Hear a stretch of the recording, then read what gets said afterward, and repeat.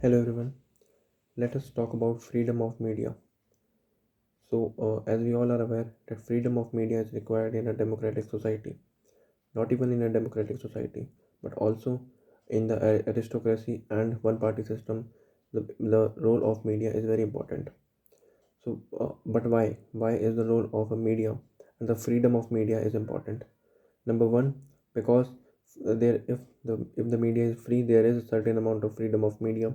Then there are free exchange of ideas. The raw information is exchanged between between various people. The success and the failure of the leaders who are working in the policy making process of the country and the people, their success and failures are transmitted to the common man through media, and also what the common man need, or what anybody need in the country, what are the requirements of people, is conveyed by media to the political leaders. Media is said to be the voice of the marginalized and the masses. That is why it is very important. And also, another factor why a freedom of media is required, because a free media is only a free media can make the government accountable. If the media is not free, if the media is a puppet of the government, then how can such media make the government accountable? Because there must be an accountability of the government in the democratic systems. If there is no accountability, then the government will do anything, anything without being concerned about the people.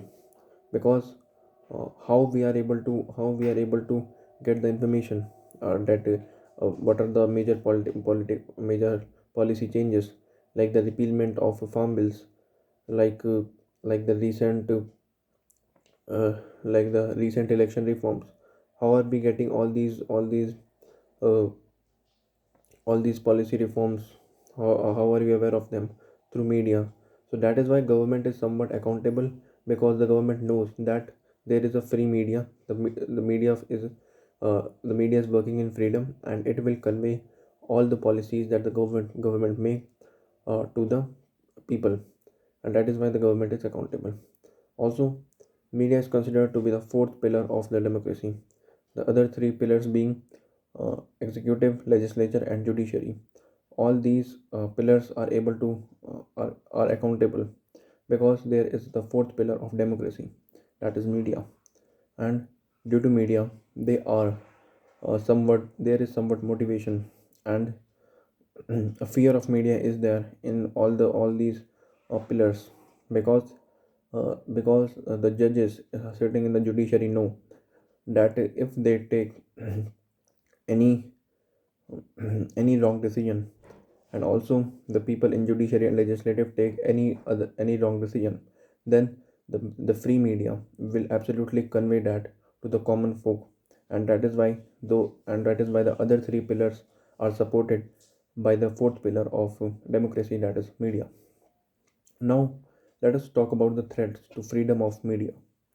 Number one threat is fake news, because in the modern world, fake news is transmitted at an exponentially high rate as we compare to the real true news, because it is a human tendency to spread fake news. And due to the presence of highly volatile and vulnerable social media today, the fake news is spread at a very high pace.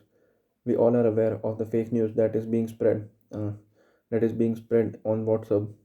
Currently, it is an election season, so a lot of fake news, a lot of false news is there on the internet. And not only the internet, sometimes the mainstream media, which are the famous newspapers and the famous most popular TRP gaining news channels, sometimes these are the fake news propagator.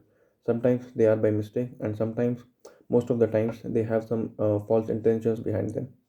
Also, there is another concern, that is a challenge in front of freedom of media, is paid news.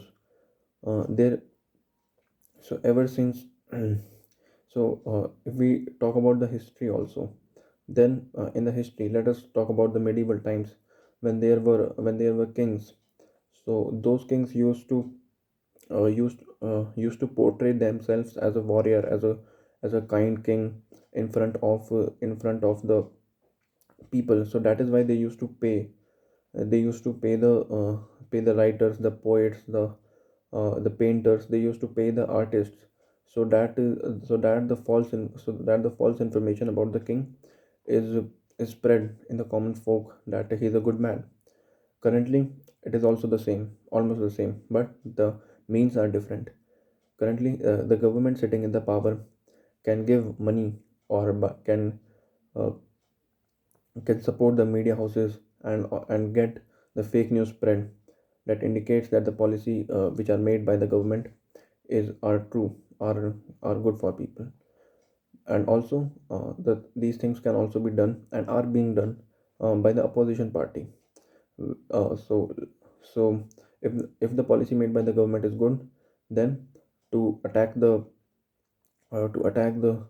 government, the opposition parties will pay the media houses to get the fake news spread. So paid news is also a very bad thing that is happening against freedom of media, and it is a challenge as well. Another thing that disturbs the freedom of media is the attack on journalists. Recently, we have seen a lot of attacks are there on journalists. The journalists are mob lynched. Journalists are threatened. Majority of the neutral journalists who are there working in the society, they get threatened calls. Their family gets threatened calls, and also sometimes they are assaulted as well by certain groups of the society, radicalized groups of society.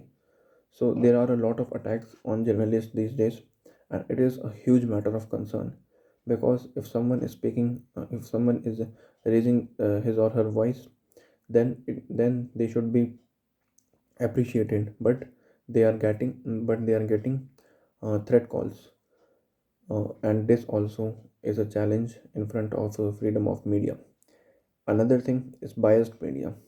So this is a trend that is again not a new thing. It has been there since a lot of time, but recently we have seen that biased media is a thing that has grown exponentially, and the mainstream media houses are sometimes biased towards left or right political parties. They have their own political agendas. So this is also a challenge. And another thing is that the advertisers, the paid media.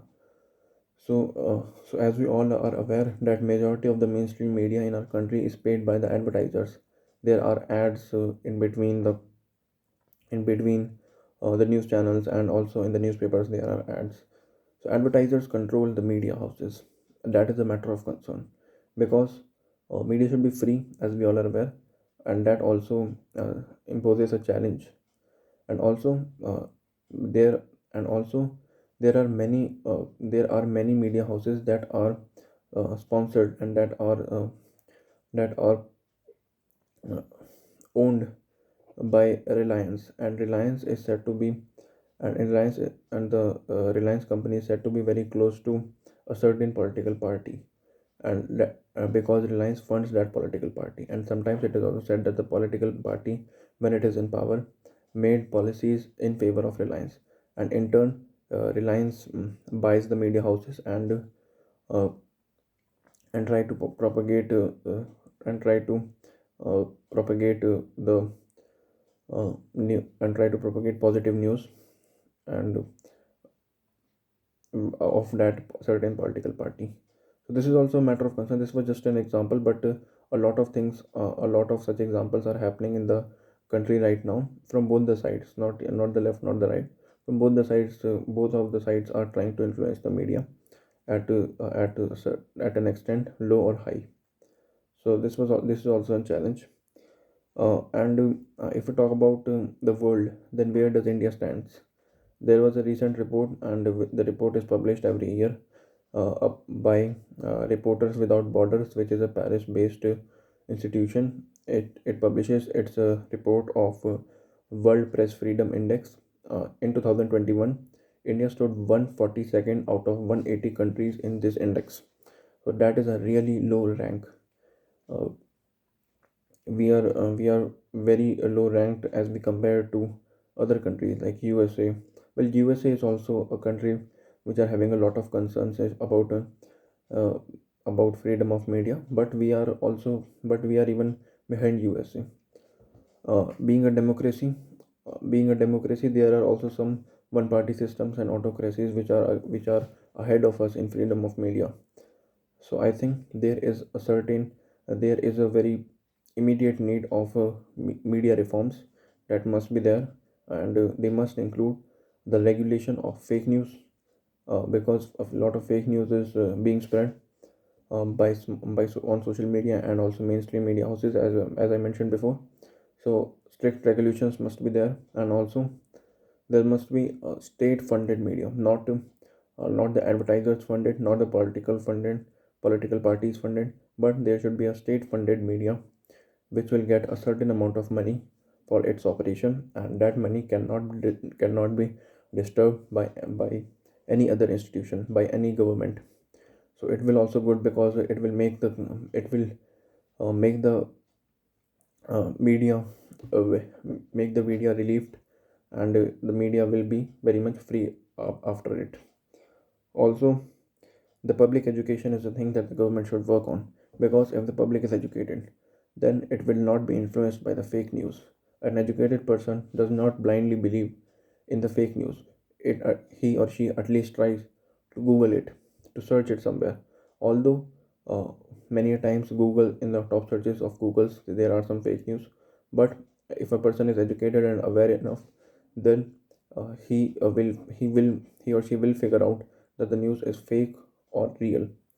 So government should also work, and the policymakers, and also the content creators, also the media itself also should work towards the awareness of people, so that the people become more aware and educated, and they can work against collectively they can work against the fake news.